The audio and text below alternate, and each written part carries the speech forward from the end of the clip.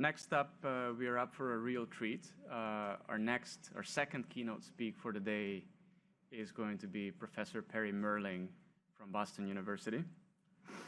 James Sweeney and I have known Professor Perry Mehrling for over 10 years now, something like that. And Perry has been like a teacher to us, a teacher that we wish we had at university. We co-authored a paper with Perry a few years ago.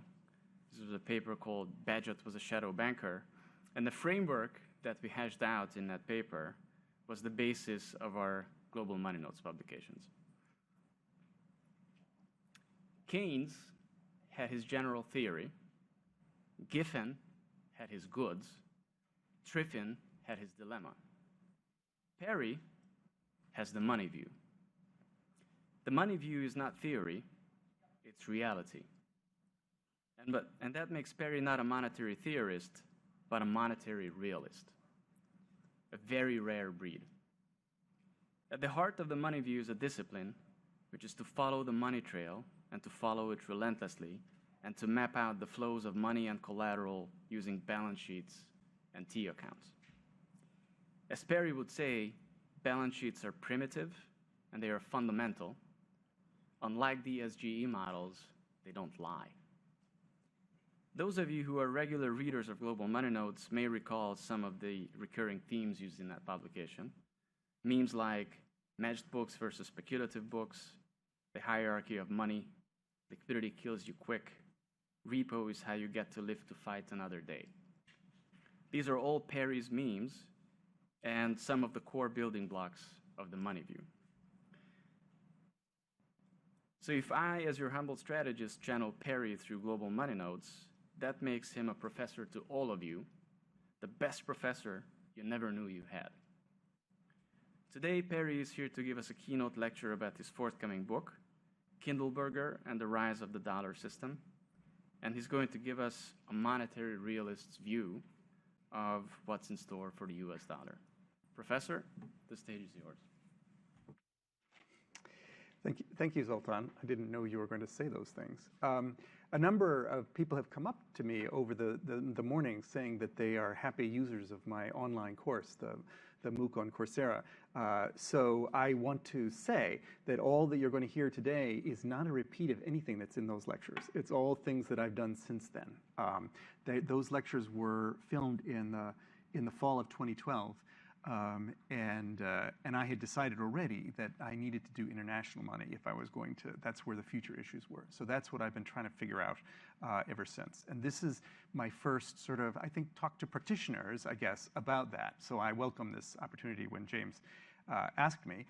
The book itself, I'm going to call it, I think, something like Money and Empire, but it is an attempt to use the life of Charlie Kindleberger to tell the story of the rise of the dollar system. And so I'm going to sketch some of that story here.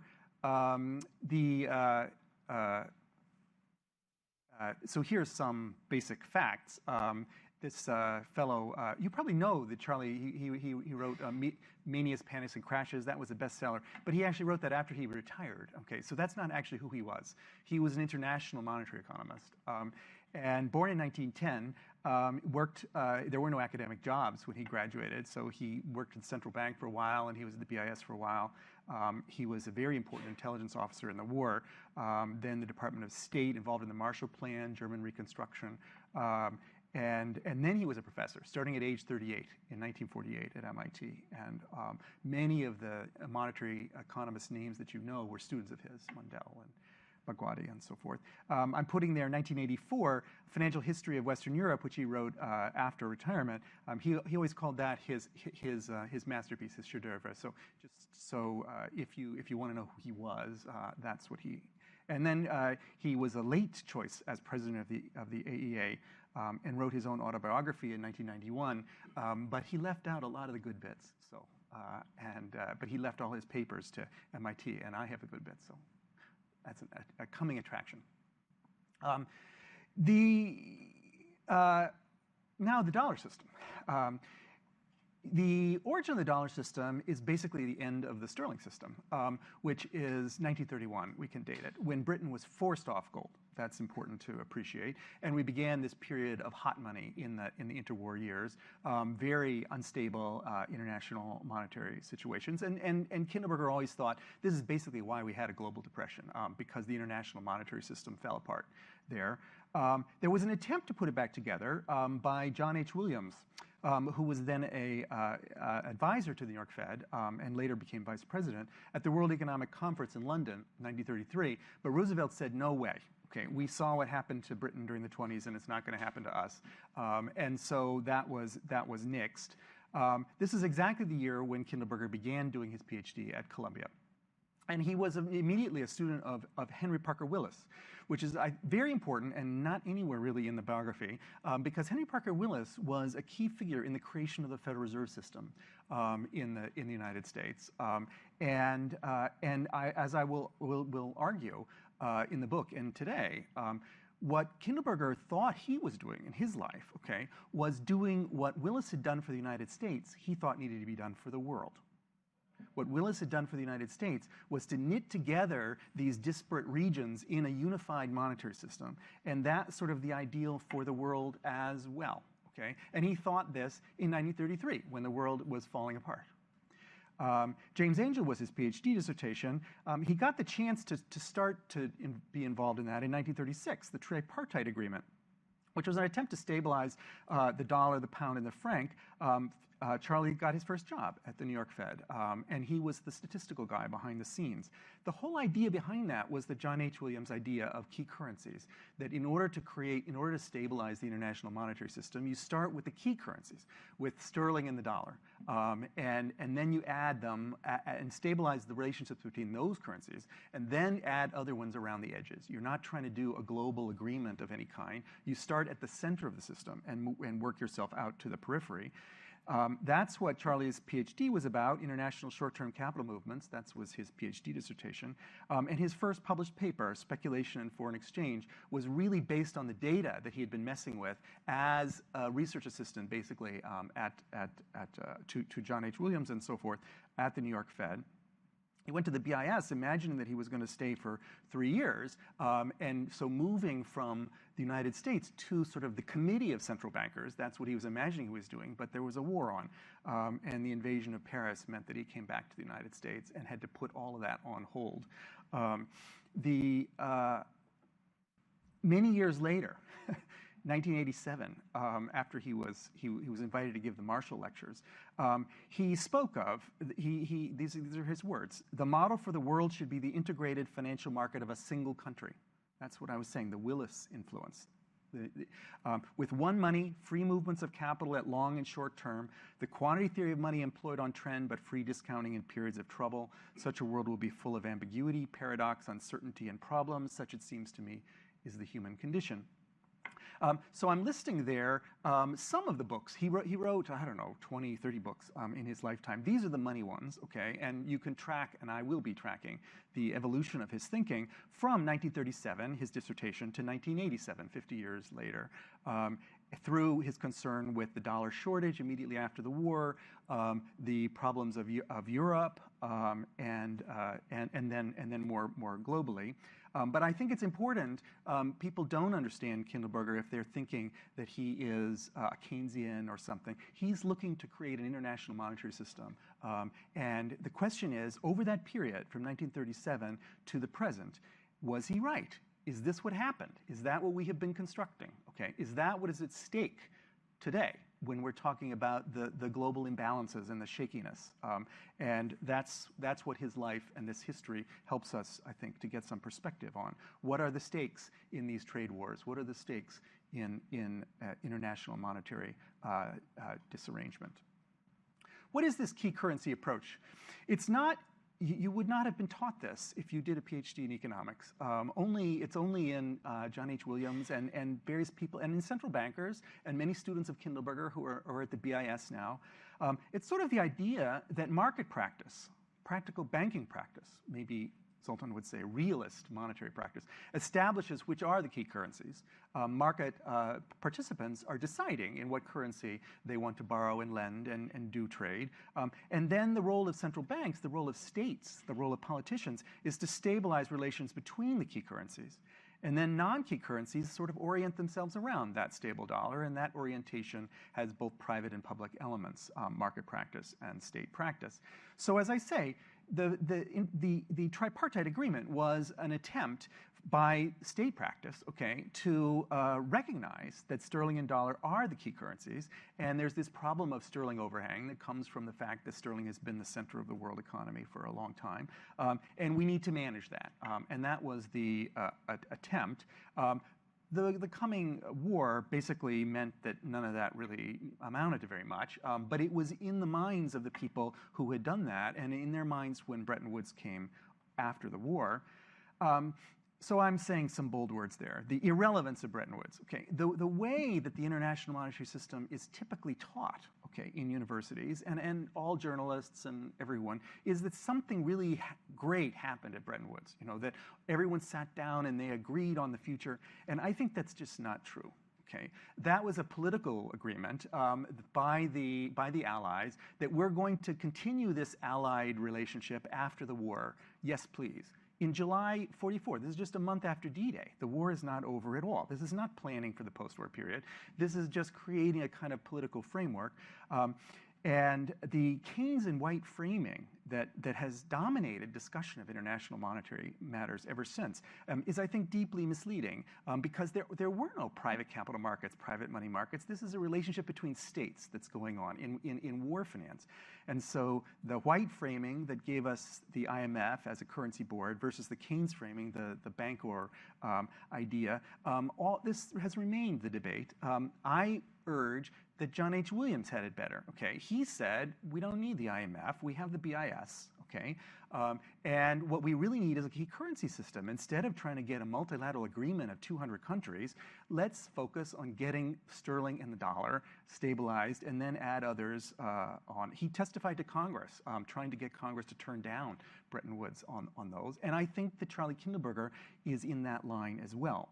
The central issue after World War II was dollar shortage, the shortage of the key currency. So the Anglo-American loan, which Charlie worked on, okay, at the State Department, is a key thing. The Marshall Plan, which Charlie worked on, he was the chief that got it through Congress, okay, is a key thing in stabilizing the post-World War system, putting the dollar at the center of the system, not an equal with all the other currencies, as the Westphalian myth would have it, but in fact the key currency after World War II. And the BIS is not relevant for global things at this time, but it is relevant for the stabilization of European currencies, ultimately returning to convertibility in about 1959. I don't need to teach you about balance sheets and gold swaps. Is that moving? Yes. So fast forward, 1960, Charlie basically didn't write about money very much in the 50s because there wasn't much to do. We were just putting the system back together. But immediately when Europe came back to convertibility, there came to be an observed problem. The US was running these deficits. Gold was flowing out to Europe as reserves for these new convertible currencies. And there came to be anxiety by President Kennedy, you know, that somehow this is a sign that the US is weak. We're running balance of payments deficits. We got to fix this thing. And Triffin is running around saying there's this dilemma that in order to provide world liquidity, you have to run deficits, but running deficits means you're a weak economy, and so that's bad. So he's trying to create the SDR eventually.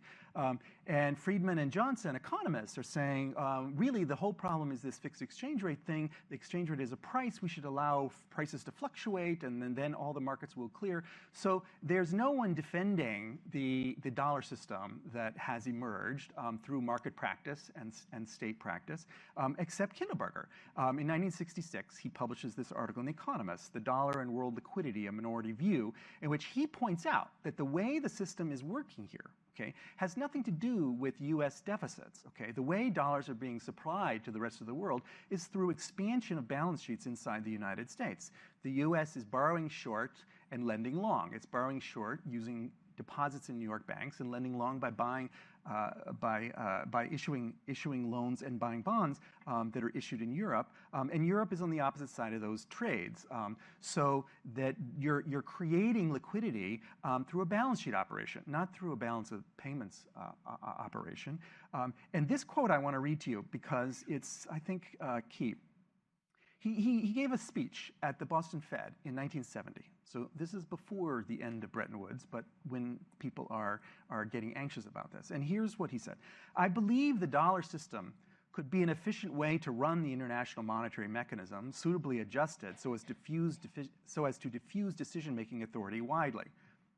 He thought that monetary policy, that Europe should have a say in the FOMC, that other people are using dollars. That's what he means by diffusing decision-making widely.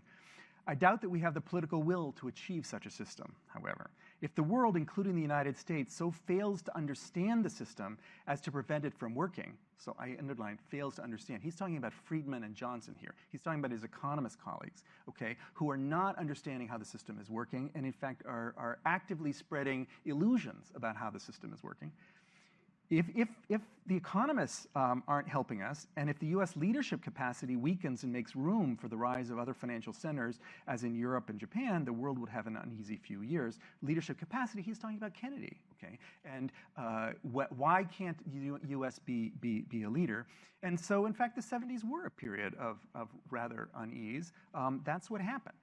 He always referred to Nixon's decision to devalue the dollar in August as the crime of 1971. Okay, and he analogized this to what happened in 1931. In 1931, Britain was forced off gold. They tried very, very hard, okay, to maintain the international monetary system, and they were forced off. The U.S. was not forced off. The U.S. decided for its own parochial advantage to devalue the dollar, and he sees that as a crime because and he's very worried that this is going to lead to a repeat of the experience of the 30s. Okay, that as he thinks the Great Depression was caused by the collapse of the international monetary system, the U.S. decision to basically collapse the international monetary system is a devastating blow, and he's not sure that that we will recover. He wrote The World in Depression in 1973. That's why. He's remembering his childhood of the Depression, what happened after 31, and he says people should remember this. These are the stakes that we're playing with here. In 1974, he wrote a very nice paper called Financial Centers, in which he's hoping, he thinks the dollar is dead. The flexible exchange rates means that system is gone, and he's hoping that Europe can get its act together and maybe have a unified currency. He's hoping that that will happen as an alternative, that we'll be able to pass the baton from irresponsible US to maybe responsible Europe. Okay, he thinks it's in 1974. That's not what happened. Okay, the dollar was not dead. So these are just some quotes from his books about what was the nature of that crime. Maybe we'll just read the last one. This is from the speech he gave as president of the American Economic Association. So very public, very visible. He says, the case against the 1971 exchange rate, i.e. the argument for devaluing, was the result of the easy money policy at the Federal Reserve System under Chairman Arthur Burns, an attempt to re-elect Nixon, which he says in the above one, he doesn't say in this public speech, at a time when the Bundesbank was tightening its money market, go-it-alone policies of both banks that flooded the world with dollars. Okay, so it's the failure to recognize how the system works and to take responsibility for making it work. Here's what happened in the 70s. Some of this story will be familiar to you. The oil shocks, petrodollar recycling in the north, petrodollar recycling in the south, the creation of the SDR is to facilitate some of that. And some people thinking of the SDR as a replacement for gold, some thinking of it as a replacement for the dollar. We won't get into that. But the key currency idea here says that what is market practice is going to determine what happens here. And what did market practice do? Market practice chose the dollar. Okay. Through the rise of foreign exchange swaps, through interest rate swaps, dealer markets, all of this had to be developed in the 70s because in a fixed exchange rate system, there's no reason to have these markets. So they develop during the 70s. It takes a while. This is the development of the Eurodollar system. Okay, not the dollar system now. the Eurodollar system, a system of private dollar credits that are offshore and global. And then in '79, from this point of view, you can see state practice entering in, where Volcker is stabilizing this new emerging system, this new international system, by putting the domestic dollar back at the center of it and paying the cost for it. And then Plaza is realignment and stabilization around the dollar. So there's a reemergence of the dollar system that comes in the 80s. This is in fact Kindleberger's view. That's exactly what Volcker did. That's exactly what Plaza was about. And so he is imagining that finally this thing that I imagined is coming into existence. He wrote The World in Depression 2 times. Okay, one in 1973 when he thought the Depression was happening, and revised in 1986 when he thought finally we've avoided that possibility. We had Plaza.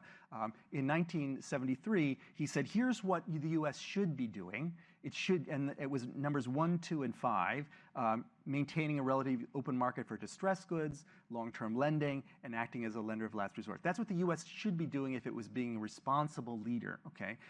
In 1986, he's adding these other 2, policing a relatively stable system of exchange rates and ensuring the coordination of macroeconomic policy. So he's hopeful. We're out of the woods. We've avoided a Great Depression. The international monetary system is back together again, but it's a dollar system. And that's sort of the last word he had. He's by now 75 years old, and so he's putting his memoirs together and so forth. So I would like in the last couple minutes to just try to channel Charlie, okay, and say, what would Charlie have said if he were here today and we're watching what had happened? Well, I'm hoping that he will agree with my book on the financial crisis, which is to say the thing that happened after you stabilized the international monetary system was the rise of market-based credit as the natural form of banking for a globalized financial system through connecting up capital markets and money markets, money market funding of capital market lending. And I'm showing that as a relationship between Europe and the United States, particularly because you can see there that it's exactly the opposite relationship from what happened from Charlie Kindleberger as of 1966, right? He was saying the US is supplying liquidity to the world by borrowing short and lending long. Look who's borrowing short and lending long now, okay? It's the European global banks, okay, who are doing money market funding of capital market lending to the United States. In fact, they've reversed their positions. It's the offshore dollar market that is providing liquidity to the world, not the onshore New York banks. And when that system came under stress in the financial crisis of 2008-9, what happened? State practice endorsed it, the liquidity swap backstop, the Fed intervening as dealer of last resort. So market practice invented this thing, and state practice endorsed this thing. And that was the first stage. And post-GFC, if you look at the evolution of the international system, and here I'm relying on a lot of stuff that's come out of the BIS, it seems like we're extending this now to the periphery. That's what the key currency is about. It's about stabilize the core and then extend to the periphery. And so you're developing this relationship now where this offshore dollar system is lending now not to U.S. mortgage market, okay, but to emerging market champions of various kinds, issuing dollar loans, dollar bonds, and funding them in offshore global banks. The state practice has yet to be tested. We do have periphery reserve accumulation, reserve pools, central bank swap network that only goes to the top 6 central banks. We will see. That will be tested at some point, and we will see how it works. This is a story that I'm trying to tell you about the emergence of global money without a global sovereign. Money that's a private credit money, dollar money, managed by a global private dealer system. You guys. Backstop by public central bank swap system. It's a single money market with spreads, a single capital market with spreads. It's the world that Charlie imagined was possible when he was doing his dissertation, and that's the world that we have. Here's just some of the spreads. interbank interest rate spreads. So this is onshore, offshore, and cross-currency basis swap spreads. These are the prices that are managing that global system. I want to finish by talking about the last sentence of that 1987 quote, okay? Because this is how we feel about this, right? Ambiguity, paradox, uncertainty, problems. That it's not it doesn't feel to us like a stable system. It feels like a system with a lot of stresses and anxieties. How should we think about those things? Here I'm bringing in some ideas in the last 3 slides that are not particularly in Kindleberger, although I think they're consistent with him. Okay, this hierarchical nature of the international system, the dollar at the top, the majors below, tied together with a swap line, other currencies in the world tied below. So it's a key currency idea. This hierarchy is a modern version of the key currency idea, saying that you have a core and a periphery, and